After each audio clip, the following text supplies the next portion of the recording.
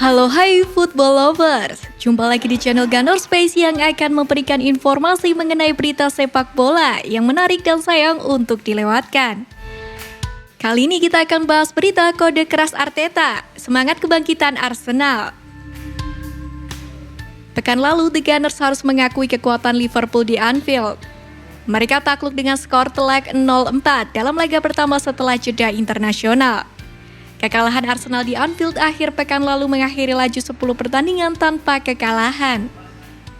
Meskipun sejak awal Arsenal diprediksi kalah ataupun jika mendapat hasil imbang sudah lebih baik, tapi tentu tidak kalah dengan skor besar sampai 0-4. Perbedaan level kedua tim begitu kentara, kendati demikian Arteta menyukai reaksi skuadnya setelah kekalahan tersebut. Memang kekalahan dari Liverpool mengganggu momentum positif Arsenal. Meski begitu, para pemain tampak menunjukkan reaksi positif setelah pertandingan. Arteta menyukai reaksi demikian. Menurutnya, sikap positif itu menunjukkan ketangguhan mental skuad Arsenal.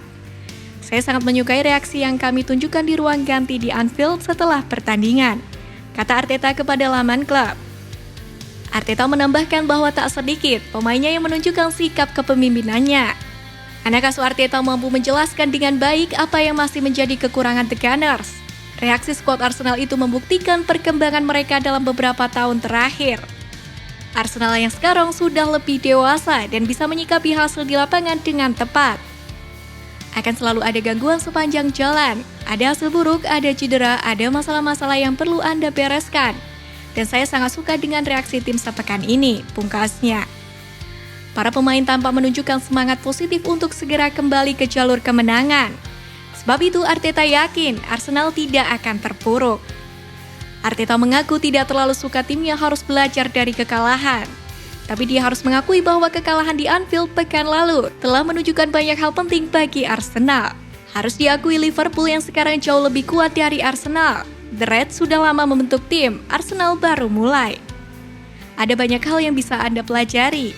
Anda bisa melihat standar yang harus Anda sampai jika ingin bersaing dengan tim-tim kuat itu di Liga, ujar Arteta. Selain itu, Arteta juga membocorkan spekulasi tentang akan kembalinya Arsene Wenger ke Arsenal. Arteta tidak menyembunyikan fakta bahwa dirinya sempat menemui dan berbincang dengan Wenger. Pria asal Spanyol itu juga menegaskan keinginannya membawa sang mantan pelatih kembali ke Arsenal. Bukan tanpa alasan Wenger pernah mengasuh Arsenal selama 22 musim, sampai akhirnya memutuskan pergi pada tahun 2018. Setelah sempat menganggur, pria asal Perancis tersebut kemudian mengambil salah satu jabatan penting di balik layar FIFA.